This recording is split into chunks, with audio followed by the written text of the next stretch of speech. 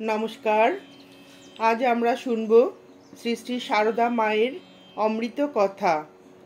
মায়ের জীবনের কিছু ছোট ছোট ঘটনার কথা আমরা এখানে শুনব। বিবাহের পর মায়ের প্রথম দক্ষিণেশ্বরে আগমন। দক্ষিণেশ্বরে মা সারদা সারা দিন আনন্দপূর্ণ হৃদয়ে নহবতে থাকিয়া তাহার শাশুড়ি মায়ের সেবা করিতেন। রাত্রে তিনি ঠাকুর শ্রীরামকৃষ্ণের সঙ্গে একই শয্যায় শয়ন করিতেন। মা প্রায় ৫-৬ মাস ঠাকুর শ্রীরামকৃষ্ণদেবের সঙ্গে একই শয্যায় শয়ন করিয়াছিলেন। শ্রীরামকৃষ্ণদেব প্রায় সারা রাত্রি বিভিন্ন প্রকার ভাব সমাধিতে মগ্ন থাকিতেন। মা সারদার বয়স কম, তাই তিনি এসবের মর্ম বুঝিয়া উঠিতে না পারায় সমস্ত রাত্রি না ঘুমাইয়া ভয়ে ভয়ে কাটাইতেন। একদিন ঠাকুরকে গভীর সমাধি হইতে উত্থিত হইবার কোনো লক্ষণ না দেখিয়া অত্যন্ত ভীত হইয়া হৃদয়কে ডাকিয়া পাঠান। শ্রী মায়ের এই অবস্থার কথা বুঝিতে পারিয়া ঠাকুর তাহাকে রাত্রে নহবতে শুইতে পাঠান।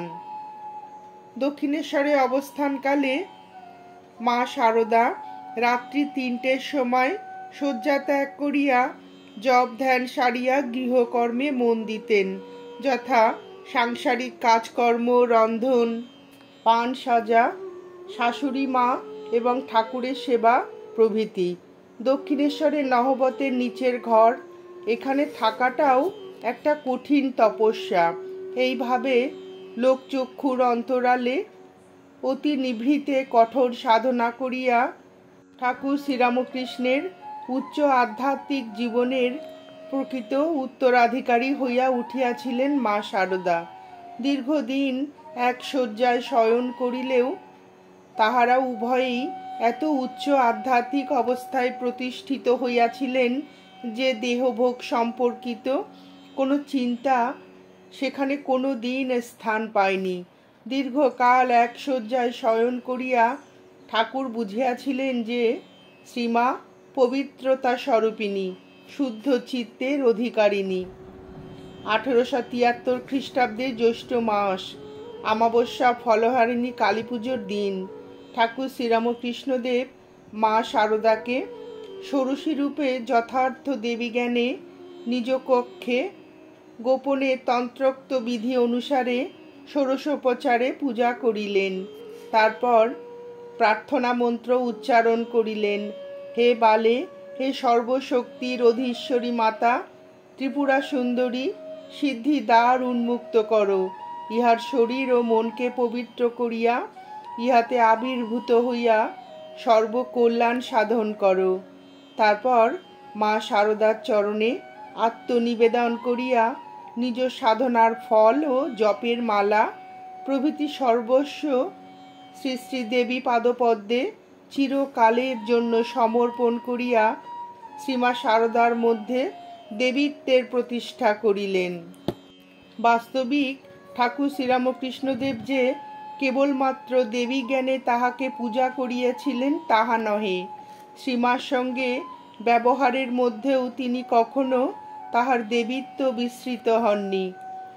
শ্রীরামকৃষ্ণদেবের তিরোধানের পর 1886 খ্রিস্টাব্দে 16ই আগস্ট শ্রীমা বেলুড়ে নীলাম্বর বাবুর বাগান বাড়িতে যখন অবস্থান করিতেছিলেন, সেই সময় যোগিন মার সঙ্গে পঞ্চতপা অনুষ্ঠান করেন। একতলার ছাদে 5 হাত অন্তর ঘুঁটে দিয়ে সকালে 4টি আগুন জ্বালানো হয়। চারদিকে 4টি অগ্নিকুণ্ড এবং মাথার ওপর সূর্য। সেই অগ্নিকুণ্ডের মধ্যস্থলে বসিয়া ক্রমাগত 7 দিন শ্রীমা যোগিন মার সহায়তায় উদয়াস্ত তপস্যা করেন। অনুষ্ঠান শেষে মায়ের গায়ের রং পুড়িয়া কালো হইয়া গিয়াছিল, কিন্তু মনে মনে যথেষ্ট শান্তি লাভ করিয়াছিলেন। ঠাকুর শ্রীরামকৃষ্ণদেব একদিন পরীক্ষার ছলে মা সারদাকে জিজ্ঞাসা করিয়াছিলেন, কি গো, তুমি কি আমায় সংসার পথে টেনে নিয়ে যেতে এসেছ? মা বিন্দু মাত্র ইতস্তত না করিয়া দৃঢ় স্বরে উত্তর দিয়েছিলেন, না, আমি তোমাকে সংসার পথে কেন টানতে যাব? তোমার ইষ্টপথেই সাহায্য করতে এসেছি। শ্রীরামকৃষ্ণ যদি ভগবান, মা শারদাও তবে জগৎ জননী মহামায়া, তিনিই বা কিসে কম যান। শ্রীরামকৃষ্ণদেবের পদসেবা করিতে করিতে মা শারদা তাহাকে জিজ্ঞাসা করিলেন, আমাকে তোমার কি বলে বোধ হয়? উত্তরে ঠাকুর বলিলেন যে মা মন্দিরে আছেন, তিনি এই শরীরের জন্ম দিয়েছেন ও এখন নহবতে বাস করিতেছেন, আর তিনি এখন আমার পদসেবা করছেন। সাক্ষাৎ আনন্দময়ী রূপ বলে তোমায় সর্বদা সত্য সত্যই দেখতে পাই। যেসব ভক্ত শ্রীরামকৃষ্ণদেবকে দর্শন করিতে আসিতেন, তাহারা ঠাকুরের জন্য ফল মিষ্টি আনিতেন। মা শারদা ওইসব ফল মিষ্টি অল্প কিছু রাখিয়া সবই ভক্তদের মধ্যে বিলাইয়া দিতেন। এই প্রসঙ্গে ঠাকুর একদিন শ্রীমাকে বলিলেন, এত খরচ করলে কি করে চলবে? শ্রীমা এ কথার কোনো উত্তর না দিয়ে নহবতের দিকে চলিয়া গেলেন। শ্রীরামকৃষ্ণদেব ভাবিলেন, মা বোধহয় তাহার কথায় ক্ষুণ্ণ হইয়াছেন। তাই তিনি রামলালকে ডাকিয়া বলিলেন, ওরে রামলাল, যা তোর খুড়িকে গিয়ে শান্ত কর। ও রাগ করলে, মানে নিজেকে দেখাইয়া, এর সব নষ্ট হয়ে যাবে। আর একবার ঠাকুর শ্রীমা সম্বন্ধে বলিয়াছিলেন, ও শারদা জ্ঞানদায়িনী, মহাবুদ্ধিমতী, ও কি যে সে, ও আমার শক্তি। শ্রীরামকৃষ্ণদেবের ভ্রাতুষ্পুত্র শিবরাম, ভক্তদের শিবুদা, একবার জয়রামবাটিতে আসিয়া মায়ের কাছে খুব কান্নাকাটি করিতে করিতে বলেন, মা, আপনি আমার ইহকাল পরকালের ভার নিন, আর আমায় বলুন যে আপনি মা কালী কিনা। এইরূপ প্রশ্নে মা কিছুটা বিব্রত ও বিচলিত হইলেন। তারপর শিবুদার মাথায় হাত দিয়ে শান্ত ও গম্ভীর স্বরে ধীরে ধীরে বলিলেন, হ্যাঁ তাই। শিবুদা সর্বমঙ্গল মঙ্গলে শিবে সর্বার্থ সাধিকে উচ্চারণ করিতে করিতে মাকে প্রণামান্তর উঠিয়া চক্ষু মুছিলেন। পরে মায়ের সেবক স্বামী ঈশানানন্দকে বলিয়াছিলেন, ভাই, মা সাক্ষাৎ কালী, উনি কপালমোচন, ওর কৃপাতেই মুক্তি, বুঝলে? স্বামীজি মা শারদাকে জ্যান্ত দুর্গা বলিয়াই জানিতেন। তাই আমেরিকা যাওয়ার পূর্বে অনুমতি প্রার্থনা করিয়া মাকে চিঠি লিখিয়াছিলেন। উত্তরে মা স্বামীজিকে আশীর্বাদ করিয়া জানাইয়াছিলেন, তোমার মুখে সরস্বতী বসুক। জ্ঞানদায়িনী মা সরস্বতীর আশীর্বাদে সেবার সত্য সত্যই স্বামীজির মুখে মা সরস্বতীর আবির্ভাব ঘটিয়াছিল, এবং তারই ফলস্বরূপ চিকাগোর যে মহাধর্মসভা শুধুমাত্র খ্রিস্ট ধর্মের শ্রেষ্ঠত্ব প্রমাণের জন্য অনুষ্ঠিত হইয়াছিল, সেই সভায় স্বামীজি হিন্দু ধর্মের শ্রেষ্ঠত্ব প্রমাণ করতে সমর্থ হইয়াছিলেন। ত্যাগীশ্বর রূপে শ্রীরামকৃষ্ণদেব ছিলেন সর্বজনবিদিত, কিন্তু মা শারদা লোকচক্ষুর অন্তরালে জীবনযাপন করায় তাহার ত্যাগের কথা অতি সামান্যই সাধারণের গোচরে আসিয়াছে। মায়ের জীবন ছিল অতি শুদ্ধ, পবিত্র, ত্যাগ মণ্ডিত এবং বাসনাশূন্য। লক্ষ্মীনারায়ণ মারোয়ারি ঠাকুরের সেবার জন্য 10,000 টাকা দিতে চাহিয়াছিলেন। ঠাকুর ওই টাকা না লইয়া শ্রীমাকে বলিলেন, দেখো গো, তুমি কি নেবে? শ্রীমা উত্তরে বলিলেন, আমি নিলে ওই টাকা তোমারই নেওয়া হবে। লোকে তোমাকে ত্যাগীশ্বর বলে জানে, সুতরাং ওই টাকা নেওয়া হবে না। দক্ষিণ ভারত ভ্রমণকালে তিনি মাদ্রাজে পৌঁছাইলে স্বামীজির শিষ্য রামনাদের রাজার আদেশে তাহার কোষাগার খুলিয়া দেওয়া হয় এবং কর্মচারীদের আদেশ দেওয়া হয় যে শ্রীমা যাহা কিছু লইতে ইচ্ছা করিবেন সেই জিনিস যেন সঙ্গে সঙ্গেই মাকে উপহার হিসাবে দেওয়া হয়। কিন্তু শ্রীমা কিছুই লইলেন না এবং জানাইলেন যে তাহার যাহা কিছু দরকার তার সব ব্যবস্থা শশী, মানে স্বামী রামকৃষ্ণানন্দ করিয়াছে।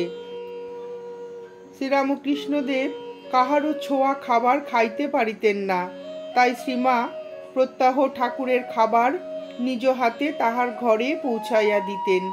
একদিন এক মহিলা সহসা মা আমায় দিন বলিয়া মায়ের হাত থেকে খাবারের থালাটি লইয়া ঠাকুরের কাছে দিয়ে আসেন।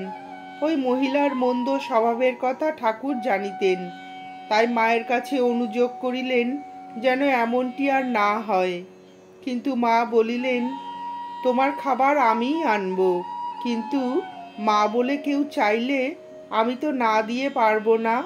তাছাড়া তুমি শুধু আমারই ঠাকুর নও, তুমি তো সকলের ঠাকুর। শ্রী মায়ের কাছে যে কোনো ভাবের চেয়ে মাতৃভাবই ছিল সবচেয়ে বড়। এ বিষয়ে তিনি ছিলেন অনন্যা ও অদ্বিতীয়া।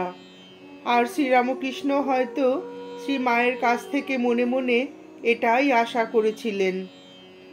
শ্রী মায়ের কাছে সব সন্তানই সমান, সেখানে জাতি, ধর্ম, বর্ণ, পণ্ডিত, মূর্খ, ধনী, দরিদ্র, সৎ, অসৎ, সতী, অসতী এসবের কোনো ভেদ ছিল না। মুসলমান ডাকাত আমজাদকে তিনি ঘরের দাওয়ায় বসিয়ে নিজে হাতে খাবার পরিবেশন করিয়াছেন এবং খাওয়া শেষে নিজেই সেই উচ্ছিষ্ট স্থান পরিষ্কার করিয়াছেন। মায়ের সঙ্গের অন্যান্য মেয়েরা উহার প্রতিবাদ করিয়াছেন। মাগো, ৩৬ জাতের এঁটো কুড়োচ্ছ? মা উত্তর দিয়েছেন, ৩৬ কোথায়, সব যে আমার। তাহার সান্নিধ্যে যেই আসিয়াছে সেই অনুভব করিয়াছে যে তিনি নিজের মা। মা সকলকে পরম আশ্বাস দিয়া বলিয়াছেন, কেউ যদি না থাকে তো মনে রাখবে তোমাদের একজন মা আছেন। একবার কোনো একটি যুবকের নামে কলঙ্ক রটনা হওয়ায় মাকে বলা হলো তিনি যেন যুবকটিকে কাছে আসিতে না দেন। মা উত্তর দেন, বাবা, আমার ছেলে যদি ধুলো কাদা মাখে আমাকেই তো ধুলো ঝেড়ে কোলে নিতে হবে। শ্রী মায়ের মধ্যে যে মাতৃত্বের অসাধারণ এবং অতুলনীয় বিকাশ ঘটিয়েছিল, স্বামীজি সেটা সম্যক উপলব্ধি করিয়া মাকে বলিয়াছিলেন, মা, এইটুকু জানি, তোমার আশীর্বাদে আমার মতো তোমার অনেক নরেনের উদ্ভব হবে, শত শত বিবেকানন্দ উদ্ভূত হবে, কিন্তু সেই সঙ্গে আরও জানি তোমার মতো মা জগতে ওই একটি, আর দ্বিতীয় নেই। এক ভক্ত সন্তানের প্রশ্নের উত্তরে মা বলিয়াছিলেন, আমি মা, পাতানো মা নয়, গুরুপত্নী নয়, কথার কথা মা নয়, সত্য জননী, জন্ম জন্মান্তরের মা। দীক্ষা দান সম্পর্কে শ্রী মায়ের মনোভাব ছিল অত্যন্ত সহজ সরল এবং বাছ বিচার শূন্য। জাতি, ধর্ম, বর্ণ, স্ত্রী পুরুষ নির্বিশেষে তিনি সকলকে দীক্ষা দান করিয়াছেন। কখনো ঠাকুর ঘরে, কখনো রেল স্টেশনে, কখনো আসন ছাড়াই এক টুকরো তৃণখণ্ডের ওপরে দীক্ষা দান করিয়াছেন। তিনি বলিতেন, দীক্ষা দান কি চারটিখানি কথা? কত বোঝা ঘাড়ে তুলে নিতে হয়, তাদের জন্য কত চিন্তা করতে হয়। যাদের নিজের বলে নিয়েছি তাদের তো আর ফেলতে পারি না। শ্রীরামকৃষ্ণ সংঘের মতো এক বিশাল আধ্যাত্মিক প্রতিষ্ঠানের তিনি শুধু নেতৃস্থানীয়াই ছিলেন না, তিনি ছিলেন গুরু। অসাধারণ প্রশাসনিক দক্ষতার অধিকারিণী হওয়ায় তাহার অনুমতি বিনা সংঘের কোনো গুরুত্বপূর্ণ কাজই হইত না। অথচ শ্রীমা এই সংঘের কোনো পদে অধিষ্ঠিতা ছিলেন না।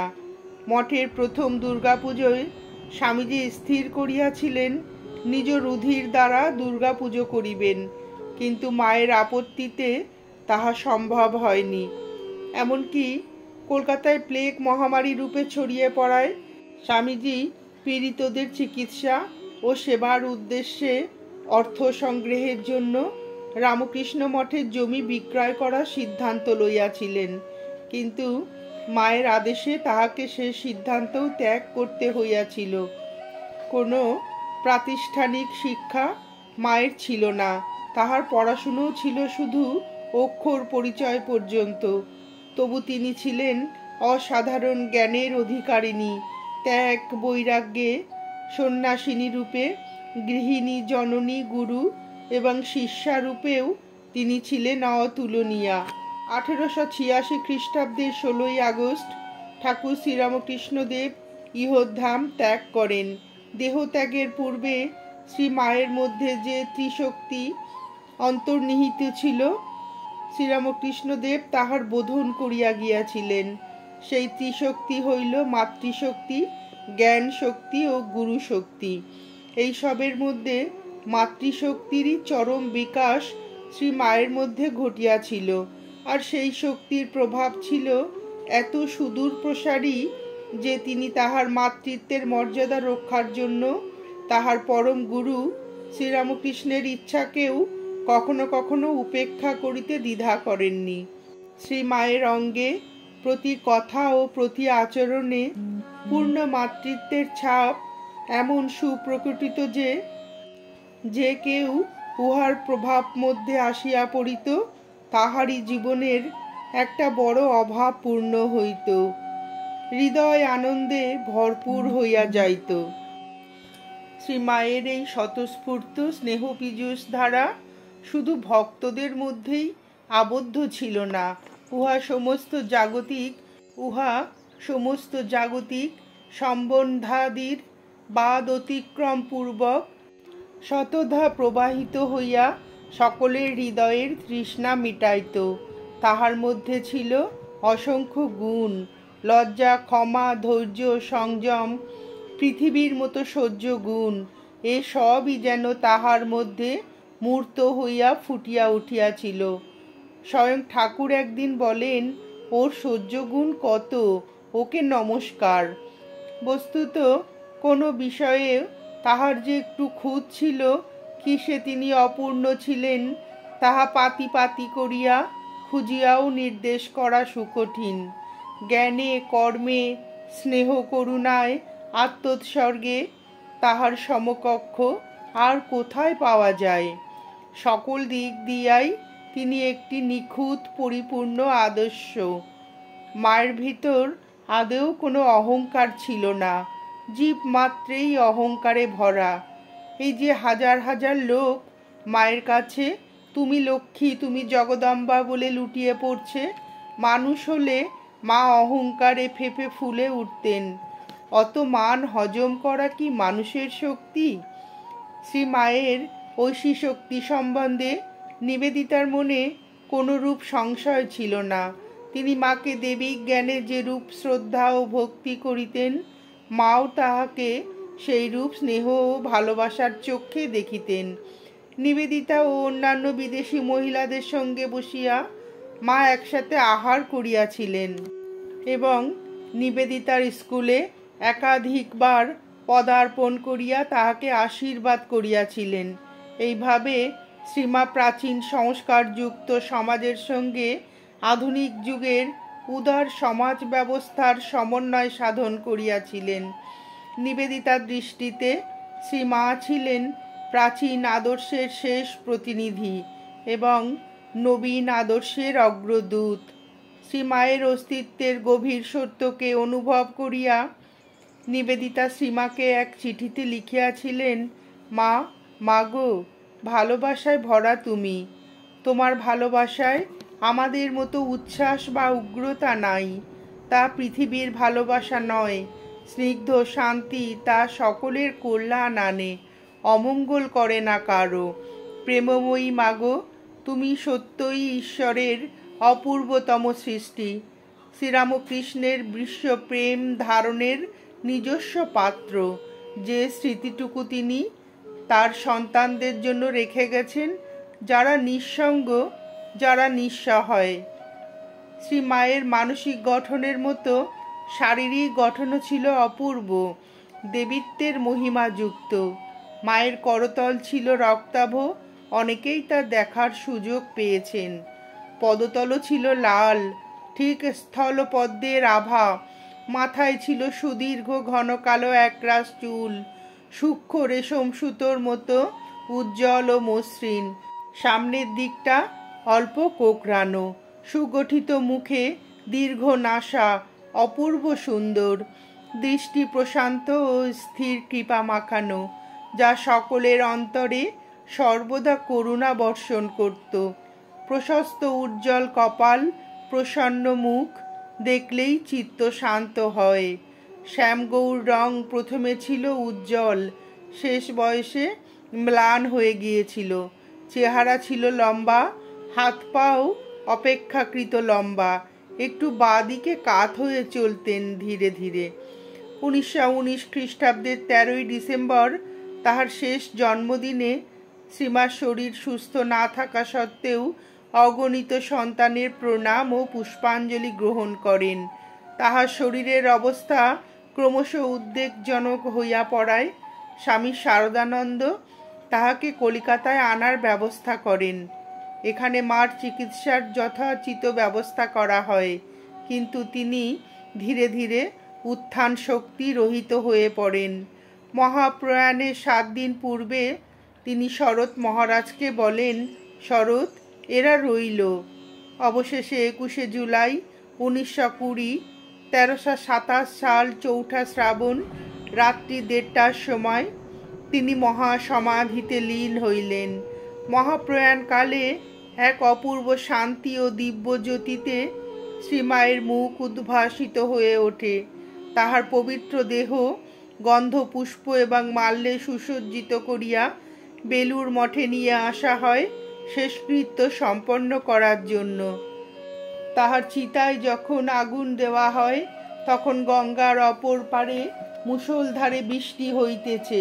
ওইদিকে গঙ্গা তীর, বাড়িঘর, গাছপালা কিছুই দেখা যাইতেছে না, কিন্তু সে বৃষ্টি গঙ্গার মাঝখান পর্যন্ত আসিয়া থামিয়া গিয়াছে, এপারে আসিতেছে না। মা শেষকৃত্য সম্পন্ন হবার পর চিতা নেভানোর জন্য স্বামী শারদানন্দ এক কলসি গঙ্গা জল আনিয়া যেই চিতায় ঢালিলেন, সঙ্গে সঙ্গে সেই মুষলধারার বৃষ্টি গঙ্গার এপারে আসিয়া চিতা সম্পূর্ণ নিভাইয়া দিল। যে সব সন্ন্যাসীবৃন্দ চিতায় জল ঢালিবার অপেক্ষায় ছিলেন, তাহাদের আর জল ঢালার সুযোগ হইল না। তাহার অগণিত সন্তানের মঙ্গল কামনা করিয়া শ্রীমা তাহাদের উদ্দেশ্যে শেষ উপদেশ দিয়েছেন, যদি শান্তি চাও মা, কারো দোষ দেখো না, দোষ দেখবে নিজের। জগৎকে আপনার করে নিতে শেখো, কেউ পর নয় মা, জগৎ তোমার। শ্রী শ্রী মায়ের জীবনের এই মধুর অমৃত কথা শুনে আপনাদের ভিডিওটি কেমন লাগলো জানাবেন। ঠাকুর ও শ্রী শ্রী মায়ের আশীর্বাদ আপনাদের সকলের মাথার উপর অঝোর ধারায় বর্ষিত হোক, এই প্রার্থনা করে ভিডিওটি শেষ করছি।